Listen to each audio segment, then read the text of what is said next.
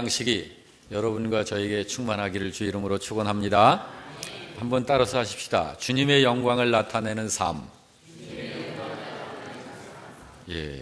주님의 영광을 나타내는 삶. 자, 이 한 단어로 표현을 했습니다만은 바로 이것이 이 땅을 사는 천국 백성의 삶의 모습입니다. 우리의 삶의 모습은 이렇게 정의할 수 있는 거예요. 2주 전에 이런 제목으로 설교의 말씀을 드렸었죠. 잔치, 기적, 영광, 믿음. 이런 말씀으로 전해드렸었는데 오늘 그 이어지는 말씀으로 여러분들이 염두에 두시고 오늘 말씀을 들으시기를 바랍니다. 잔치. 자, 오늘 이 본문 속에 잔치가 지금 열려 있죠. 참 좋습니다. 기적이 일어났어요. 참 기적도 중요합니다. 그리고 주님의 영광이 나타났죠. 이것도 굉장히 중요한 거예요. 그리고 그로 인하여서 믿음이 또 여기에 드러났습니다. 자, 이것도 굉장히 중요합니다. 자, 여러분, 잔치가 하나님의 뜻과 아무런 상관이 없는 잔치라면 그 잔치는 의미가 없다. 소용이 없는 것이다. 또 기적이 주님의 영광을 나타내지 않는 기적이라면 그것 역시 아무 소용이 없는 것이다. 믿음이라 할지라도 아무리 믿음이 크고 또 대단하게 보여질지라도 그 믿음이 성경적인 믿음이 아니라면 그 믿음은 아무것도 아니라는 것을 2주 전에 설교의 말씀을 통해서 전해드렸었습니다. 성경은 우리들에게 있어서 잔치가 되었든지 간에 기적이 되었든 간에 영광이 됐든 간에 믿음이 되었든지 간에 모든 것이 하나님께 영광이 되어야 한다고 그렇게 성경은 증거하고 있다는 사실을 전해드렸었습니다. 그래서 구약 성경과 신약 성경에서 그 사실을 분명히 말씀하고 있다는 사실을 구약 성경 이사야 43장 7절 말씀을 통해서 내 이름으로 불려지는 모든 자, 곧 내가 내 영광을 위하여 창조한 자를 오게 하라. 내가 그를 지었고 그를 내가 만들었느니라. 이렇게 말씀이 되어져 있음을 우리들이 확인을 했고요. 그 말씀을 하신 하나님께서 구약뿐만 아니라 신약 성경 고린도전서 10장 31절에는 이렇게 말씀을 했습니다. 그런즉 너희가 먹든지 마시든지 무엇을 하든지 다 하나님의 영광을 위해서 하라 하신 이 말씀도 또한 확인을 했습니다. 그렇습니다. 성경이 분명히 말씀을 하고 있듯이 사람은 하나님의 영광을 위한 존재라는 사실을 믿으시면 아멘 하시기를 바랍니다. 그래서 우리는 언제든지 하나님께 영광이 되는 그러한 성도가 되어야 합니다. 우리가 어디서든지 무엇을 하든지 언제든지 모든 것에서 하나님께 영광이 되는 성도가 되시기를 주님의 이름으로 축원합니다. 자, 오늘도 지난주에 이어서 주님의 영광을 나타내는 삶이라는 제목으로 말씀을 드리려고 그럽니다. 다시 말해서 어떻게 해야 우리가 하나님의 영광을 드러낼 수 있는지를 살펴보고자 하는 것입니다. 그래서 오늘도 말씀을 통하여 이 하나님의 생명의 양식의 이 깨달음의 은혜의 복이 여러분들에게 충만히 임하기를 바랍니다. 자, 여기 본문을 보게 되면은 이 잔치집에서 활동하고 있는 사람들을 우리가 볼 수 있죠. 예수님과 그 일행들이 계십니다. 예수님과 일행들이라고 하는 것은 예수님, 그리고 예수님의 어머니, 그리고 예수님의 형제들, 그리고 제자들을 말합니다. 그리고 잔치집의 주인이 되는 주인들이 있고 주인공이 되는 신랑이 있고 또 이 잔치를 주도하는 연회장과 하인들이 있습니다. 그리고 많은 축하객들이 있습니다. 자, 그렇지만 여러분, 이렇게 이 잔치집 안에 지금 많은 사람들이 이렇게 있지만은 이분들 모두가 주님의 영광을 드러내고 있는 사람들은 아닙니다. 주님의 영광을 드러내는 사람은 따로 있어요. 자, 그러면 오늘 본문 속에서 어떤 사람이 주님의 영광을 드러내는 사람들인지를 지금 살펴보고자 하는 것입니다. 자, 먼저 3절부터 5절 말씀을 우리 한번 같이 합독을 해보십시다. 포도주가 떨어진지라 예수의 어머니가 예수에게 이르되 저들에게 포도주가 없다 하니 예수께서 이르시되 여자여 나와 무슨 상관이 있나이까? 내 때가 아직 이르지 아니하였나이다. 그의 어머니가 하인들에게 이르되 너희에게 무슨 말씀을 하시든지 그대로 하라 하니라. 자, 이제 이 장면을 연상해 보시기 바랍니다. 여기 마리아와 예수님이 주고받는 대화를 통해서 이분들이 나타내고 드러내고자 하는 것이 무엇인가, 그거를 한번 먼저 생각을 하는 거예요. 자, 여기를 보면 마리아가 당신의 아들인 예수에게 무슨 말을 했죠? 저들에게 포도주가 떨어졌네, 저들에게 포도주가 없네, 이 말을 합니다. 어머니 입장에서 아들에게 한 거예요. 그러니까 예수께서 이야기를 하시기를 이 집에 포도주가 떨어진 것이 나와 무슨 상관이 있나이까? 내 때가 아직 이르지 아니하였습니다 라고 대답을 합니다. 그러니까 이번에는 마리아가 하인들에게 이야기하기를 5절에 보니까 이렇게 기록하고 있죠. 그의 어머니가 하인들에게 이르되 너희에게 무슨 말씀을 하시든지 그대로 하라, 그렇게 말을 합니다. 자, 이 장면입니다. 이 장면을 보면 마리아가 예수님으로 하여금 그 어떤 일을 하시도록 하려는 그런 것을 하고 있다는 것을 우리가 느낄 수 있어요. 자, 여러분, 마리아는 지금 이 잔치집에서 무엇을 생각하고 있을까요? 마리아가. 그리고 마리아는 왜 이런 말들을 하는 걸까요? 예수에게. 그리고 그 하인들에게 이런 말을 한 거예요. 자, 여러분, 이 마리아가 무슨 생각을 갖고 있으며 왜 이런 말들을 한 것일까? 우리는 마리아에 대해서 지금 상식적으로 익히 알고 있습니다. 그때 마리아는 이미 예수가 어떤 분인지를 알고 있었다는 것을 우리는 알고 있습니다. 그저 자기가 낳은 아들 정도가 아니라 자기가 낳아서 지금 이제 30살이 넘는, 이제 30살이 된 그 아들 예수이지만 그저 내가 낳은 아들 정도가 아니신 분이라는 것을 마리아는 알고 있는 거예요. 왜 그러냐면은 마리아는 30년 전에 이 예수를 출산할 때의 기억이 생생했습니다. 마리아는 예수가 뱃속에 잉태되었을 때에 성령으로 잉태되어진 아기라는 사실을 마리아는 알고 있어요. 또한 그래서 태어날 아기가 하나님의 아들이시라는 것도 하나님께서 천사를 통해서 일러준 말씀을 마리아는 기억하고 있는 거예요. 마리아는 육신으로는 자기의 배를 통해서 태어난 아들이지만 예수가 천사를 통해서 들었던 이야기들을 모두 마음속에 담고 있는 것입니다. 그래서 누가복음 2장 19절 말씀을 보게 되면 마리아는 이 모든 말을 마음에 새기어 생각하더라 라고 그렇게 기록하고 있는 것입니다.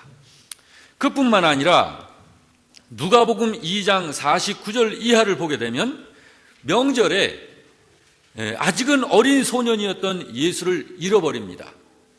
그랬다가 3일 길을 갔다가 다시 3일 길을 뒤돌아오면서 성전 안에서 예수를 찾습니다. 그때는 어린 소년이었어요. 이제 한 10살이나 12살이나 됐을까 하는 소년이었던 예수를 그때 다시 찾았을 때에 마리아의 기록을 통해서 우리가 알 수 있는 것은 49절에 이렇게 기록하고 있습니다. 예수께서 이르시되 어찌하여 나를 찾으셨나이까? 내가 내 아버지 집에 있어야 될 줄을 알지 못하셨나이까 하시니 51절에 보니까 그 어머니는 이 모든 말을 마음에 두니라, 이렇게 기록하고 있습니다. 다시 말해서 예수가 그런 분이심을 알고 있는 마리아가 지금 잔치집에 포도주가 떨어진 문제를 통해서 예수로 하여금 그 어떤 역사를 이루시도록 하려는 거예요. 지금 마리아는. 그래서 지금 이 잔치집에서 아들인 예수에게, 이제 30살이 된 예수에게 포도주가 떨어졌다고 지금 알려드리는 거예요. 그리고 그 말을 받아서 예수는 어머니에게 이야기하기를 이 집에 포도주가 떨어진 것이 나와 무슨 상관이 있습니까? 아직 내 때가 안 됐습니다. 이렇게 답변을 한 거예요. 그러니까 예수님께서는 이제는 하인들을 향해서 말하기를 너희들은 이 예수님이 무슨 말을 하시든지 그대로 해라. 이렇게 일러주는 거예요. 자, 여러분, 잔치집의 주인공이 되는 신랑도 있고 또 그의 가족들도 있고 또 축하하기 위해서 모인 많은 사람들이 있지만은 주님의 영광을 드러낼 수 있는 사람은 많지 않은 거예요. 어떤 사람이 주님의 영광을 드러낼 수 있는가 하면 바로 주님이 어떤 분이신지를 확실하게 알고 믿고 있는 사람이 할 수 있는 것이 주님의 영광을 드러내는 일입니다. 여기 지금 마리아는 대화와 행동을 통해서 예수님이 어떤 분이신지를 지금 드러내고 있는 거예요. 자, 예수님에게 문제를 알려드리고 있습니다. 포도주가 떨어졌다는 문제를 알려드리고 있습니다. 하인들에게는 예수님이 무슨 말을 지시하든지 그대로 순종해라 라고 일러놓는 것이에요. 바로 이게 마리아가 했던 일입니다. 주님의 영광은 여러분 우리가 그렇게 드러낼 수 있는 거예요. 주님의 영광을 드러낸다고 하는 것이 뭐 아주 특별한 엄청난 어떤 일을 해야 하는 것이 아닙니다. 여러분과 저와 같은 우리 신자들이 주님의 영광을 드러내는 일은 여기 마리아가 하는 것처럼 하면 되는 거예요. 자, 그러면 마리아가 지금 이 일을 했죠. 일단은 예수님에게 문제를 알려드렸어요. 그리고 주변에 있는 사람들에게 주님이 뭐라고 말씀을 하신다면 너희는 무조건 순종해라. 자, 이 이야기를 해놓는 것입니다. 자, 이제 이 상태가 되면 그 다음에는 주님의 몫이에요. 이후에는 예수님께서 어떤 역사를 이루실 수도 있고 가만히 계실 수도 있는 거예요. 자, 어느 때 가만히 계실까요? 또 어느 때 역사하실까요? 그거는 주님의 모든 것을 전과 후와 미래와 과거와 현재까지 모든 것을 완벽하게 아시는 주님의 섭리에 따라서 그것은 주님의 주권으로 정하시는 것입니다. 그러므로 여러분, 우리들의 몫이 있고 주님의 몫이 있는 거예요. 자, 여기에 보면 마리아가 했던 이 일이 여러분과 저와 같은 이 세상을 사는 신자들의 몫이 거기까지예요. 거기까지 하게 되면 그 이후에는 주님의 몫입니다.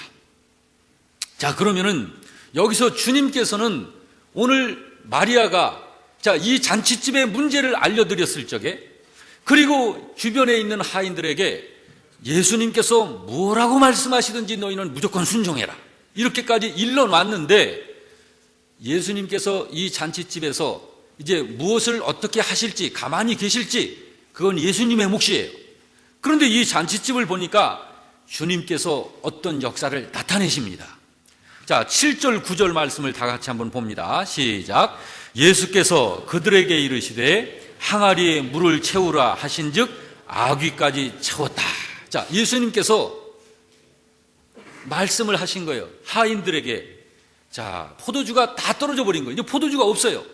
그 항아리가 큰 항아리가 6동이나 있는데 하인들에게 말하기를 이 항아리에 물을 길어 채워라. 물을 길어 채워라.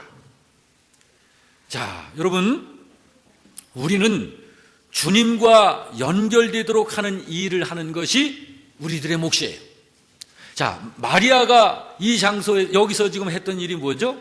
자, 문제를 예수님께 알려드리고 하인들에게는 주님이 어떤 말씀을 하시든지 순종해라. 자, 그런데 이 사실을 이렇게 연결시켜 놓는 거예요. 그래서 이 하인들이 주님과 연결이 되어지도록, 그래서 주님께서 역사하시도록 하는 일을 하는 거예요. 자, 여기 마리아의 역할이 어디까지였는지를 우리가 그래서 알 수 있는 거죠. 바로 여기까지가 마리아의 몫입니다. 자, 이제 이후로는 주님의 영역이에요. 자, 오늘 여기 본문을 보게 되니까 예수님께서 하인들에게 이야기하죠. 물을 길어서 항아리에 채워라. 주님께서 하인들에게 지시를 하셨습니다. 자, 그렇습니다만은, 자, 이때 주님께서 사실은 아무 지시나 아무 말씀을 하지 않으실 수도 있는 거예요. 그거는 주님의 몫이니까요. 그건 주님의 뜻에 따라서 주님께서 하실 영역인 것입니다. 자, 마리아의 역할까지가 우리 신자들의 영역이에요. 자, 예수님께 문제의 사실을 알려드리는 일, 이것이 여러분과 제가 하는 일입니다. 우리는 우리들의 문제, 자, 우리들 지금 새벽마다 뭐 하고 있죠? 예배 드리면서 말씀을 들으면서 그 말씀의 기준을 하여 하나님 앞에 계속 이야기 드리고 있죠. 기도로. 우리 지금 병원에 입원해 계시는 우리 홍성열 집사님, 간절히 하나님께서 도우시고 함께 하시고 붙잡아 주시고 하나님께서 어떤 역사를 이루시도록 우리가 하나님께 자꾸 이야기를 알려드리는 거죠. 자, 이것이 신자들의 몫이에요. 신자들의 몫이라.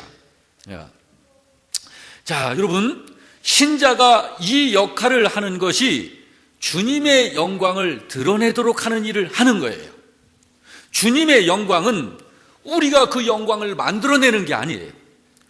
주님의 영광이라고 하는 건 주님께서 당신의 영광을 드러내시도록 우리가 동역하는 거예요.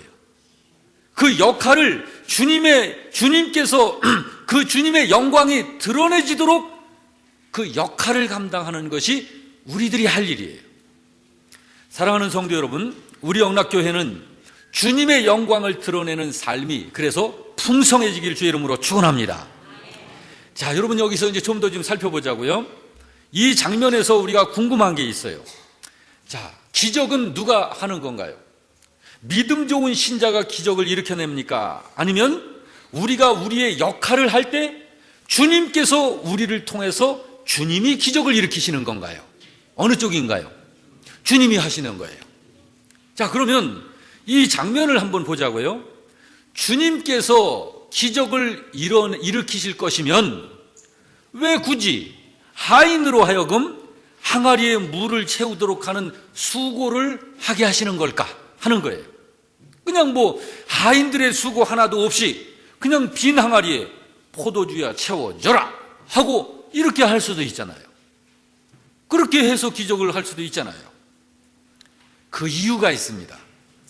두 가지 이유가 있습니다. 첫째로는 기적을 주님은 왜 행하시는가? 그 기적의 목적 때문에 그런 거예요. 또 하나의 이유가 있습니다. 그것은 신자들을 위함입니다. 주님의 말씀을 듣고 믿고자 하는 신자들을 위해서 그렇게 하시는 거예요.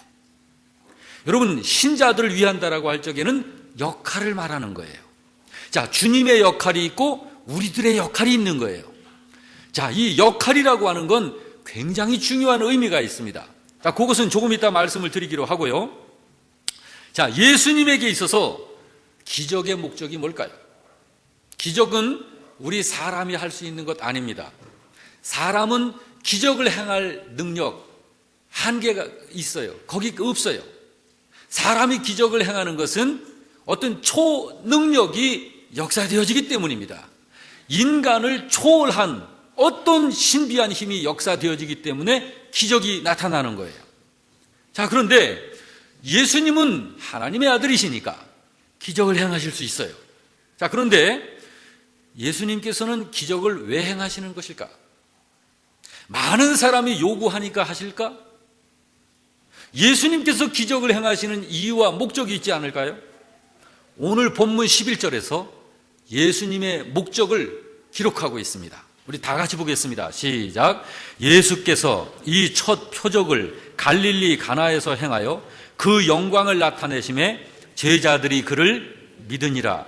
이 말씀 속에서 예수님이 기적을 행하시는 목적 달성이 된 것을 우리는 발견할 수 있는데, 요거를 더 정확하게 알 수 있기 위해서 말씀을 좀 더 들으시길 바랍니다. 주님의 기적의 목적은 제자들로 하여금 믿음을 갖게 하시려는 것이 목적이에요. 다시 말해서 제자들로 하여금 예수님을 제대로 믿도록 하시려는 것이 기적의 목적입니다.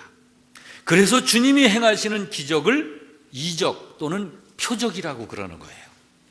왜 기적을 그냥 기적이라고 하면 되지 성경에서는 표적이라고 바꿔 사용합니다. 이건 뭐냐면 주님을 나타내도록 하는 목적을 둔 기적이라 해서 그걸 표적이라고 그러는 거예요. 그렇습니다. 믿음을 갖게 하시려는 것이 주님의 모든 이적과 기적의 목적입니다. 자, 이 사실을 복음에서는 이렇게 증거하고 있습니다. 요한복음 20장 30절 이하인데요. 자, 이 말씀도 같이 봅니다. 예수께서 제자들 앞에서 이 책에 기록되지 아니한 다른 표적도 많이 행하셨으나 오직 이것을 기록함은 너희로 예수께서 하나님의 아들 그리스도이심을 믿게 하려 하며 또 너희도 믿고 그 이름을 힘입어 영생을 얻게 하려 함이라. 이것이 기적을 행하시는 목적이에요.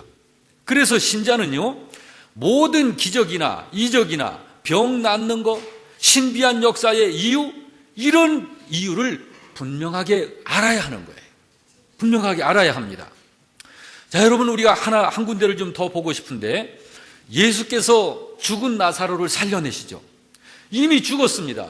죽은 지 4일이 지났어요. 자, 사람이 죽은 지 4일이 되면은요, 온 몸에 감염이 돼가지고 이 균들이 활동을 하면서 몸을 부패시킵니다. 그래서 몸 안에 있는 핏물이, 이 수분이 이 모든 몸으로 흘러나오는 거예요. 그래서 성경에 보면 나사로가 이미 죽은 지 나흘이 되매 그 몸에서 냄새가 났다고 그렇게 기록하고 있습니다. 자, 이런 나사로를 예수님께서 살려내셨죠. 기적입니다. 그런데 왜 예수님께서 나사로를 살려내셨는지를 요한복음 11장 41절 이하에서 분명하게 기록하고 있습니다. 이 말씀도 다시 같이 한번 읽어봅니다. 시작. 돌을 옮겨 놓으니 예수께서 눈을 들어 우러러보시고 이르시되 아버지여, 내 말을 들으신 것을 감사하나이다. 항상 내 말을 들으시는 줄을 내가 알았나이다. 그러나 이 말씀하옵는 것은 둘러선 무리를 위함이니 곧 아버지께서 나를 보내신 것을 그들로 믿게 하려 함이니이다 라고 기도하면서 43절에 이 말씀을 하시고 큰 소리로 나사로야 나오라 하고 명령하신 거예요.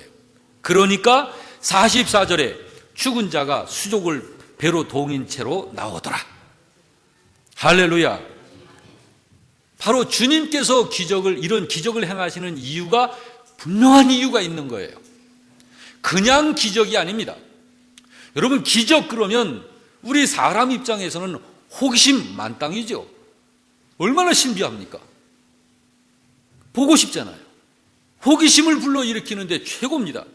여러분, 사람들이 그 마술사들, 그래서 뭐 신비하게 이건 뭐냐면 누구나 할 수 있는 일이면 그거는 마술이 아니죠. 사람이 아무도 할 수 없는 일인데 그 사람은 쉽게 한다 이 말이야. 그러니까 재밌고 호기심을 갖는 거예요. 근데 그것은 마술입니다. 속임으로 그렇게 하는 거지만 예수님께서는 아무도 할 수 없는 그 일을 실제로 행하시는 거예요. 그걸 기적이라고 합니다. 그리고 주님의 목적 때문에 그것을 표적이라고 하는 거예요. 그렇습니다, 여러분. 그래서 오늘 이 잔치집에서 하인들로 수고하도록 하시는 거예요. 그냥 주님이 당신 혼자서 빈 항아리에 누가 그냥 뭐 환기하든 말든 그냥 포도주야 채워줘라 해서 그냥 그렇게 해도 되지만 일꾼들로 하여금 가서 샘에 가서 이 양동이로 길어가지고 오매 감에 6개의 물동이에 다 땀을 흘리면서 거기에 물을 부어 채우도록 하는 이 수고를 하도록 하신 이유가 바로 그런 데 있는 거예요. 여러분, 오늘 우리들에게도 마찬가지입니다. 주님이 성도들에게, 여러분과 저에게 그냥 복을 부어주시는 게 아니에요. 순종하고 복종하는 신자가 복을 받을 수 있도록 하신 거예요. 이게 주님의 그런 하시는 일입니다. 자, 그러면은요, 우리가 이 잔치집에서 우리가 확인할 수 있는 게 뭐냐면, 자, 기적이 이제 생겼습니다. 하인들이 열심히 물을 갖다가 부었어요. 그리고 가득 다 채우니까 이제 떠서 연회장에게 갖다 줘라 하니까 그 부은 물을 그냥 떠서 갖다 줬는데 포도주인 거야. 그러니까 먹는 사람은 포도주로 마시고 연회장도 포도주가 어디서 공급이 막 된 거야. 근데 성경을 보니까 먹는 하객들도 모르고 연회장도 모르고, 그런데 이 포도주가 어떻게 된 것이라는 것을 물 떠온 하인들은 알더라. 할렐루야. 그 이후로 이 기적을 통해서 이 사실을, 기적을 알고 경험한 사람은 그 기적을 통해서 주님을 비로소 믿게 되더라. 할렐루야. 이것이 주님의 기적의 목적입니다. 여러분, 조금 전에도 말씀을 드렸습니다마는 이 시대를 사는 우리들에게도 마찬가지인 거예요. 주님이 성도들에게 명령을 하셔요. 하도록 하셔요. 뭔가를 순종하도록 하시는 거예요. 일을 시키는 거예요. 수고하도록, 땀을 흘리도록. 왜 그러실까요? 뭐 주님의 능력이 부족해서 그러실까요? 그렇지 않습니다. 여러분과 저를 위해서 그렇게 하시는 거예요. 복을 주시려고. 여러분, 그래서 여러분, 우리가, 여러분에게 제가 목사로서 이 시간에 선언하고 싶은 거 있어요. 여러분, 가난하십니까? 가난하십니까, 여러분? 그래서 여러분, 물질적인 문제 때문에 피곤하고 고단하십니까, 삶이? 만약에 그렇다면 예배 드릴 때, 하나님 앞에 나올 때 빈손으로 나오지 마십시오. 저는 이거 선포합니다. 물질을 가지고 주님을 섬겨보십시오. 왜 그러냐면요, 하나님이 우리의 몫으로 하신 것이 그거예요. 잠언 3장 9절 10절 말씀을 보면 이렇게 성경은 기록하고 있습니다. 다 같이, 내 재물과 내 소산물의 처음 익은 열매로 여호와를 공경하라. 그리하면 내 창고가 가득히 차고 내 포도즙 틀에 새 포도즙이 넘치리라. 할렐루야. 이것이 주님의 약속이고 주님의 말씀이에요. 여러분, 신앙생활을 하면서 제가 믿는 신자인데도 10년, 20년, 30년을 믿어도 늘 물질 때문에 고생하고 꼭 써야 하는데도 재물이 없어서, 물질이 없어서 못 쓰는 분들이 있어요. 그분들의 삶을, 신앙의 이력을 쭉 살펴보면 물질로 섬기지 않는 사람들은 그렇게 되더라고요. 물질로 섬기지 않는 분들은 그래요. 그리고 여러분, 철저하게 11조 생활을 하시기 바랍니다. 말라기 3장 10절은 어떻게 말씀하고 있습니까? 이 말씀도 우리 같이 봅니다. 시작. 만군의 여호와가 이르노라. 누가 이르노라? 만군의 여호와가 이르노라. 너희의 온전한 11조를 창고에 들여 나의 집에 양식이 있게 하고 그것으로 나를 시험하여 내가 하늘문을 열고 너희에게 복을 쌓을 곳이 없도록 붙지 아니하나 보라. 여러분, 부자 되기를 원하십니까? 재력가가 되기를 원하십니까? 여러분, 이미 부자라서 대답도 안 하십니까? 예? 정말 재력가가 되고 이 세상에서 내가 하고 싶은 거 마음껏 하고 가난하고 궁핍한 사람들을 돕고 꾸어주고 보태주고 나눠주면서도 사는 이런 재력가가 되기를 원하시면 물질로 주님을 섬기시기 바랍니다. 주님은 분명히 이렇게 말씀하셨어요. 심은 대로 거두리라. 저는요, 가난한 사람일수록 많이 심어야 된다고 나는 이게 성경적 원리예요. 부자는요, 있는 것 중에서 10분의 1만 심어도요, 이미 부자니까 큰 땅에 많이 심게 돼. 10분의 1만 심어도 많아, 그것이. 그러나 가난한 사람은요, 당장 죽지 않을 것만큼만 먹을 거, 양식거리만 남겨두고 다 심어야 돼요. 밭에다 다 심어야 돼요. 그러면 그것이 1년 후에, 가을에는 그 심은 것에 30배, 60배, 100배로 결실하는 거예요. 여러분, 이 결실은 주님의 몫이에요. 주님께서 하시는 거예요. 성경을 보면 이렇게, 사람 생각은 이렇습니다. 그러지 않아도 주머니가 비고 없는데 11조 하면 그게 그러지 않아도 부족한데. 그러나 여러분, 성경을 보면은요, 11조 하는 의인들의 11조 하는 그런 성도의 자녀 중에 걸식하는 자녀를 본 적이 없다. 이건 뭡니까? 11조를 하는 성도들의 그 믿음의 대를 내려갈수록 물질적인 문제 때문에는 고생 안 한다는 거예요. 여러분, 그래서 저는요, 목사인 제가 영락교회, 우리 영락교회 성도들이 전부 다 부자 되기를 바랍니다. 여러분의 가정 중에서 한 달에 1,000만 원, 2,000만 원, 5,000만 원 그렇게 11조 생활할 수 있는 재력가들이 우리 영락교회에서 나오시길 주의 이름으로 축원합니다.